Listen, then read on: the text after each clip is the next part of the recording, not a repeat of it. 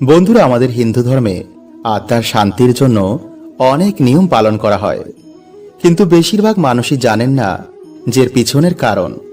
হয়তো আপনিও জানেন না যে সব নিয়ে যাওয়ার সময় কেন খই ও টাকা ছড়ানো হয়।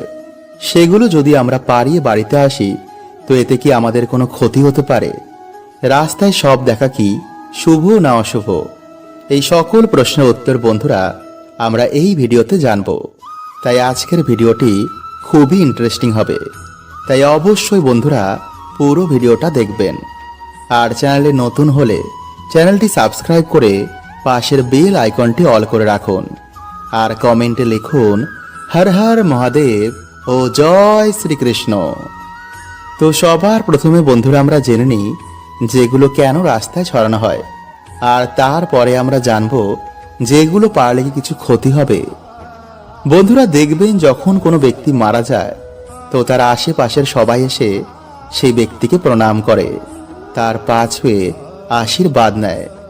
কারণ বন্ধুরা, জীবাত্মা এই শরীর ছেড়ে পরমাত্মার কাছে যায়, যিনি আমাদের সকলের পিতা। তাই সেই সময় প্রণাম করলে বা রাস্তায় যদি আপনি সব দেখতে পান, তাকেও প্রণাম করলে সেই জীবাত্মা আপনার প্রণাম নিয়ে, আপনার দুঃখ কষ্ট নিয়ে পরমাত্মার ধামে যায়। এর জন্য সবকে শ্মশানে নিয়ে যাওয়ার সময় বল হরি হরি বলতে বলতে নিয়ে যাওয়া হয়। আর রাস্তায় দাঁড়ানো ব্যক্তিরা শিব শিব বলে পরমাত্মার কাছে প্রার্থনা করে। জ্যোতিষ শাস্ত্র অনুসার যদি কোনো ব্যক্তি রাস্তায় সব যাত্রা দেখে দাঁড়িয়ে পড়ে এবং সবকে যদি প্রণাম করে, তো তার সকল আটকে থাকা কাজ সফল হওয়ার সম্ভাবনা অনেক বেড়ে যায়, এবং সেই সময় নিজের মনের ইচ্ছা বললে তাও পূর্ণ হয়ে যায়। তো চলুন বন্ধুরা, এবার আমরা জেনে নিই যে সব নিয়ে যাওয়ার সময় কেন খই ও টাকা ছড়ানো হয়। আসলে বন্ধুরা, আমাদের জীবনের প্রধান শত্রু হচ্ছে অহংকার। এই অহংকার মানুষকে ঈশ্বর থেকে দূরে করে দেয়। মানুষ জানে যে মাটির শরীর একদিন নষ্ট হবেই। এই সংসার সব কিছুই মিথ্যা, শুধু কিছু দিনের মিথ্যা অভিনয়। তবুও মানুষ সব জানা সত্ত্বেও এই অহংকারের জন্য আমি করে বেড়ায়। তাই সত্য মানুষকে বোঝানোর জন্যই সব নিয়ে যাওয়ার সময় খই ছড়ানো হয়। আসলে বন্ধুরা, খইয়ের ভিতরটা দেখবেন ফাঁপা হয়, কিছুটা চাপ দিলেই ভিতরে ডেবে যায়। ঠিক তেমনই বন্ধুরা, মানুষের এই জীবন হয়। ভালো সময় মানুষ অহংকার করে, কিন্তু যখনই মানুষের ওপর কর্মফল আসে, তখন মানুষ হাত জোর করে ঈশ্বরের শরণাপন্ন হয়। যেই শরীরটি নিয়ে সে অনেক গর্ববোধ করত, সেই শরীরটিকে একদিন শ্মশানে জ্বলতে হয়। যেই টাকা টাকা করে সে সারা জীবন কাটিয়েছে, সেই সব ফেলে একদিন তাকে চলে যেতে হয়। তাই এই সত্য মানুষকে বোঝানোর জন্যই সব নিয়ে যাওয়ার সময় খই ও টাকা ছড়ানো হয়। মানুষকে বোঝানো হয়, দেখ, এই সংসারে সব কিছু তোকে এখানে ফেলেই যেতে হবে। তো কিসের এত অহংকার, কিসের এত লোভ? এবার তো হরি নাম বল, এবার তো ঈশ্বরের নাম মুখ দিয়ে বল। এর জন্যই বন্ধুরা, হিন্দু ধর্মে সব নিয়ে যাওয়ার সময় বল হরি হরি বলতে বলতে শ্মশানে যাওয়া হয়। তো এবার তো আপনি বুঝতে পারলেন যে আমাদের হিন্দু ধর্মে প্রত্যেকটি রিচুয়ালের পিছনে খুবই গুরুত্বপূর্ণ কারণ আছে। তো চলুন বন্ধুরা, এবার আমরা জেনে নিই যে শ্মশানে যাওয়ার সময় ছড়ানো খই পারলে কি কোনো ক্ষতি হতে পারে। আসলে বন্ধুরা, যখন শ্মশানে সব নিয়ে যাওয়া হয়, তো এগুলো ফুল হিসাবে কাজ করে। তাই যদি আপনি এগুলোতে ইচ্ছা করে পা দেন, তো অবশ্যই আপনার ক্ষতি হবে। কিন্তু যদি না জেনে এগুলোতে পা লেগে যায়, তবে কিন্তু কোনো দোষের নেই। তাই যদি বন্ধুরা আপনাদের ভিডিওটি ভালো লাগে, তো অবশ্যই বন্ধুদের সাথে শেয়ার করতে একদম ভুলবেন না। আর এরকম আরও ভিডিও পেতে আমাদের চ্যানেলটি সাবস্ক্রাইব করে পাশের বেল আইকনটি অল করে রাখুন। বন্ধুরা, আমাদের গরুর পুরাণে মৃত্যুর পরবর্তী জীবন, মৃত্যুর পর আত্মার সাথে কি কি হয়, কিভাবে একজন জীবাত্মার মৃত্যুর পর স্বর্গ ও নরক ঠিক হয়। এছাড়া বন্ধুরা, এই ধর্মগ্রন্থে লেখা রয়েছে যে প্রিয়জনের মৃত্যুর পর তার প্রিয়জনদের কিছু নিয়ম পালন করা উচিত। এছাড়া বন্ধুরা, এটি বর্ণিত রয়েছে যে প্রিয়জনের আত্মার শান্তির জন্য তার প্রিয়জনদের এই সময় তর্পণ ও পূর্ণ আদির কাজ করা উচিত, যাতে মৃত প্রিয়জন তার পরবর্তী যাত্রায় শক্তি প্রাপ্ত করে। তাই বন্ধুরা, আমরা এই সময়ই মৃত প্রিয়জনের উদ্দেশ্যে আমরা এই 13 দিন কিছু নিয়ম পালন করি। আর এই সময় বন্ধুরা আমরা শ্রাদ্ধ সংস্কার করি। কিন্তু বন্ধুরা, এই ভোজন করার সময় আমাদের সাথে কি হয়? এই ভোজন করা কি শুভ? মৃত্যুর পরবর্তী 13 দিন আত্মা বাড়িতে কি করে? এই সকল প্রশ্নের উত্তর বন্ধুরা আমরা আজকের এই ভিডিওতে জানব। তাই বন্ধুরা, আপনারা কিন্তু অবশ্যই ভিডিওটি পুরো দেখতে ভুলবেন না। বন্ধুরা, আমরা অনেকেই শ্রাদ্ধ বাড়িতে ভোজন করেছি, কিন্তু আপনারা কি একটি জিনিস লক্ষ্য করেছেন যে শ্রাদ্ধ বাড়িতে ভোজন করার পর আমাদের পেট ভার হয়ে থাকে, তাই না? আসলে বন্ধুরা, গরুর পুরাণ অনুসার মানুষের মৃত্যুর পর আত্মার শান্তির জন্য 13 দিনে তার কাজ করা হয়। তবে অনেকেই 11 দিনে এই কাজ করে থাকেন, কিন্তু হিন্দু শাস্ত্র অনুসার 13 দিনে কাজকে উত্তম বলে মানা হয়েছে। কারণ বন্ধুরা, গরুর পুরাণ অনুযায়ী মৃত্যুর 13 দিন অবধি আত্মা বাড়িতেই থাকে। সে তার অন্তিম সংস্কার হতে নিজের চোখে দেখে। তার পরিবারের লোকেরা মৃত আত্মার শান্তির জন্য পিণ্ড দান করেন। এতে মৃত আত্মার শরীর নির্মাণ হয়। 12 দিনে পিণ্ড দান করায় তার শরীরে মাংস তথা ইত্যাদি নির্মাণ হয়। তারপর যখন 13 দিনে পিণ্ড দান করা হয়, তখন সেই জীবাত্মা যম লোকে যাওয়ার শক্তি প্রাপ্ত করে। এরপর সে প্রিয়জনের মায়া ত্যাগ করে যমপুরীতে পৌঁছায়। এই যমপুরীর সমস্ত কার্য সমাপ্ত হতে প্রায় 1 বছর সময় লাগে। তাই এই সময় করা পিণ্ডদান এই 1 বছর তাকে শক্তি প্রদান করে। বন্ধুরা, গরুর পুরাণ বলছে মানুষের জীবনের 16 সংস্কারের মধ্যে একটি গুরুত্বপূর্ণ সংস্কার হচ্ছে এই অন্তিম সংস্কার। যার অন্তিম সংস্কার হয় না, তার মুক্তিও হয় না। গরুর পুরাণ বলছে যে এই সময় যতটা পারা যায় মৃত আত্মার জন্য পূর্ণ অর্জন করা উচিত। তাই অন্তত 13 জন ব্রাহ্মণ বা সন্ন্যাসীদের ভোজন করানো উচিত। আর যদি আপনার সামর্থ্য থাকে তবে আপনি এর থেকে বেশি জনেদেরও ভোজন করাতে পারেন। কিন্তু বন্ধু, এই খাবার খাওয়ার পর আমাদের পেট ভার হয়ে থাকে, কিন্তু কেন? এই প্রশ্নেরই উত্তর আজকের এই ভিডিওতে আমরা জানব। তাই ভিডিওটা অবশ্যই বন্ধুরা আপনারা পুরো দেখুন। তো নমস্কার বন্ধুরা, আমি রাজু, আর আমাদের চ্যানেলে আপনাদের স্বাগত। তার আগে বন্ধুরা, ভিডিওটি একটি লাইক করে কমেন্টে হর হর মহাদেব ও জয় শ্রীকৃষ্ণ অবশ্যই লিখুন। বন্ধুরা, আপনারা সকলেই জানেন যে আমাদের এই শরীর খাদ্য শরীর। তাই এই শরীরে সর্বদাই খাবারের প্রভাব পড়ে। আর শ্রাদ্ধ বাড়ি হচ্ছে একটি দুঃখের স্থান। সেই বাড়িতে কিছু দিন আগে কেউ তার প্রিয়জনকে হারিয়েছে। ফলে সেই বাড়ির বায়ুমণ্ডলে একটি দুঃখের আবহাওয়া থাকে। এছাড়াও সেই বাড়িতে মৃত প্রিয়জনও দুঃখের বহি প্রকাশ করে। তাই শ্রাদ্ধ বাড়ি কোনো আনন্দ উৎসব নয়। আর সেই সময় জীব আত্মা এই লোক ছেড়ে তার প্রিয়জনেদের ছেড়ে চলে যায়। তাই সেই সময় বায়ুমণ্ডলে একটি নেগেটিভ পরিবেশ সৃষ্টি হয়। আর শ্রাদ্ধ বাড়িতে সেই মৃত আত্মাকে স্মরণ করে খাবারটি বানানো হয়। ফলে আপনি যখন খাবারটি গ্রহণ করেন, এতে আপনার সাথেও মৃত আত্মারও পেট ভরে যায় এবং এই 1 বছরের মধ্যে তার খিদে পায় না। এছাড়াও এই সময় অন্যান্য আত্মারাও, মানে যারা প্রেত জনিত রয়েছে, তারাও ভোজন গ্রহণ করতে আসেন।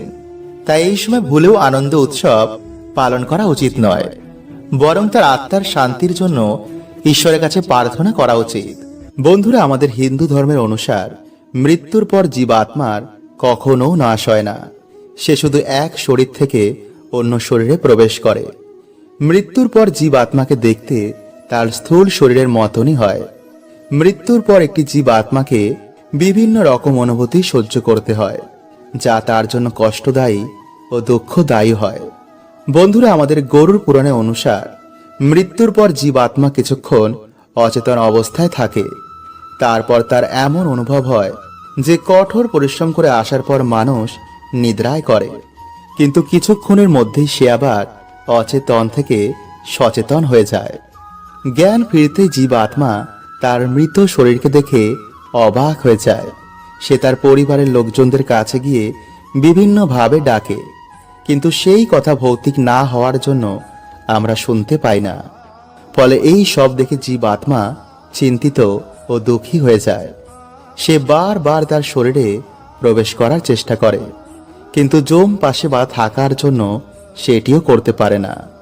বন্ধুরা, গরুর পুরাণে অনুসার মৃত্যুর পর জীব আত্মাকে প্রথম 24 ঘন্টার জন্য যমপুরীতে নিয়ে যাওয়া হয়।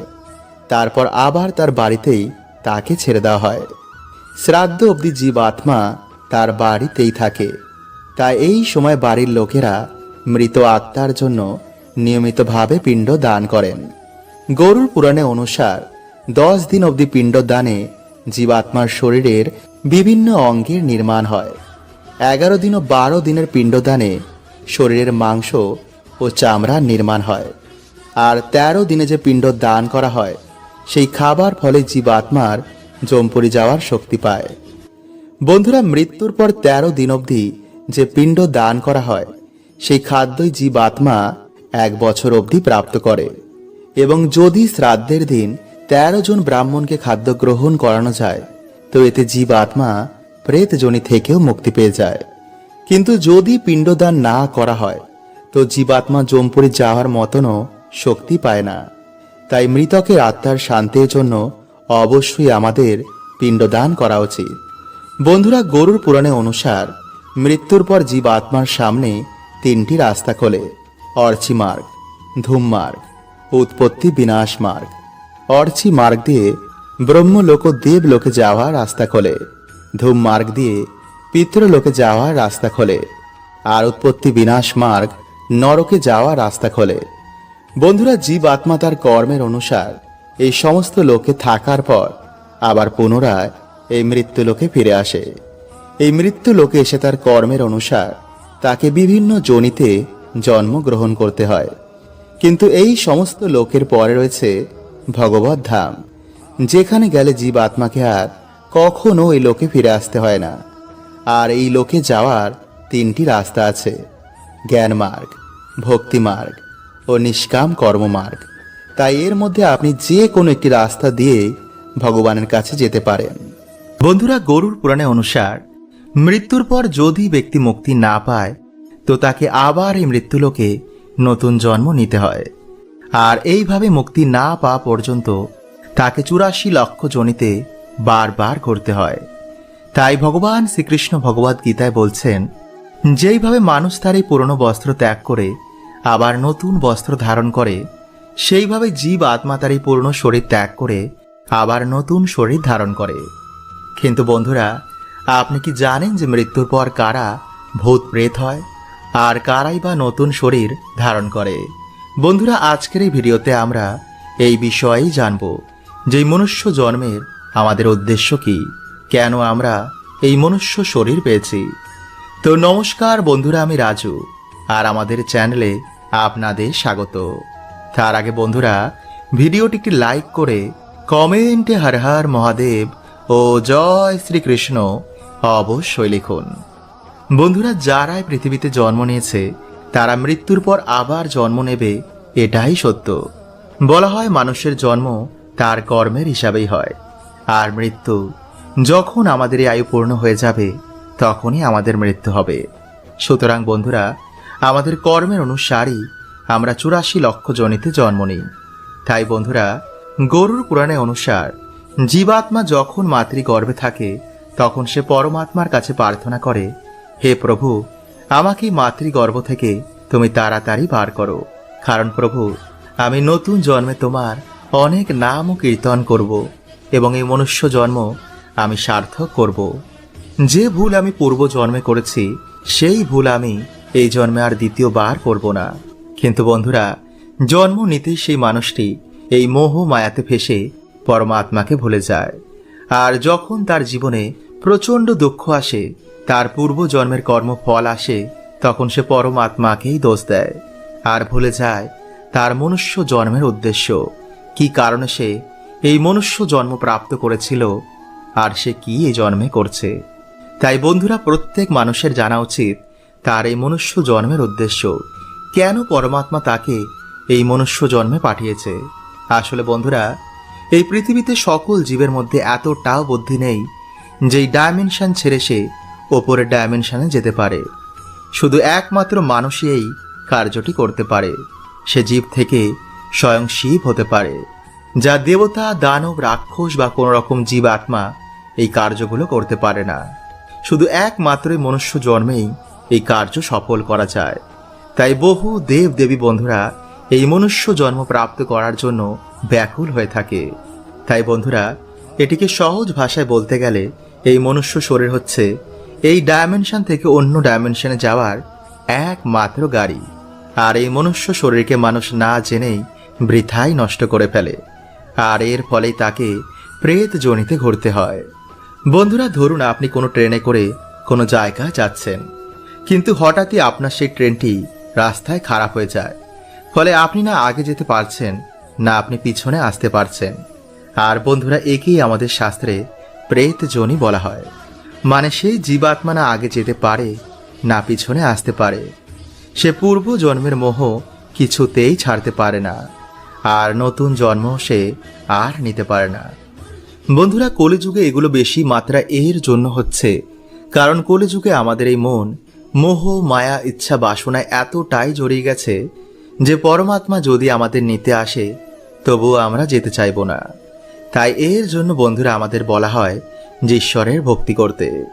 কারণ বন্ধুরা, মৃত্যুর সময় যদি আমাদের মনে কোনো জিনিসের প্রতি মোহ থেকে যায়, কোনো ইচ্ছা বাকি থেকে যায়, তো সেই ইচ্ছাই বন্ধুরা আমাদের মুক্তির পথে বাধা হয়ে দাঁড়ায়। আর সেই অবস্থাকে বন্ধুরা প্রেত যোনি বলা হয়। তো আশা করছি বন্ধুরা আপনারা এই প্রশ্নের উত্তর পেয়েছেন এবং আপনারা জেনেছেন যে আমাদের এই মনুষ্য জন্মের উদ্দেশ্য কি, কেন এই মনুষ্য জন্ম এতটাই মহান। বন্ধুরা, এটা তো আমরা সকলেই জানি যে যারা মৃত্যুলোকে জন্মগ্রহণ করেছে তাকে এক না একদিন এই দেহ ছাড়তেই হবে। অর্থাৎ মৃত্যুই আমাদের জীবনের সব থেকে বড় সত্য, যার থেকে কেউ বাঁচতে পারেনি আর কখনো পারবে না।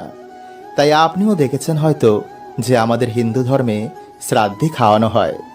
কিন্তু আপনি কি জানেন যে শ্রাদ্ধে খাওয়ানোর পিছনে কি কারণ রয়েছে? এবং এই শ্রাদ্ধে খাওয়ানোর পর জীব আত্মা কোথায় যায়? সে কি বাড়িতেই থাকে নাকি অন্য কোথাও চলে যায়? কেন আমাদের হিন্দু ধর্মে শ্রাদ্ধ খুবই ইম্পর্টেন্ট, এই সব কিছু বন্ধুরা আমরা আজকের এই ভিডিওতে জানব। তাই অবশ্যই বন্ধুরা ভিডিওটি পুরো দেখবেন। আর চ্যানেলে বন্ধুরা নতুন হলে চ্যানেলটি সাবস্ক্রাইব করে পাশের বেল আইকনটি অল করে রাখবেন। আর কমেন্টে লিখুন হর হর মহাদেব ও জয় শ্রীকৃষ্ণ। বন্ধুরা, আমাদের হিন্দু ধর্মের অনুসার মৃত্যুর পর জীবাত্মার কখনো নাশ হয় না। সে শুধু এক শরীর থেকে অন্য শরীরে প্রবেশ করে। মৃত্যুর পর জীবাত্মাকে দেখতে তার স্থূল শরীরের মতনই হয়। মৃত্যুর পর একটি জীবাত্মাকে বিভিন্ন রকম অনুভূতি সহ্য করতে হয়, যা তার জন্য কষ্টদায়ী ও দুঃখদায়ী হয়।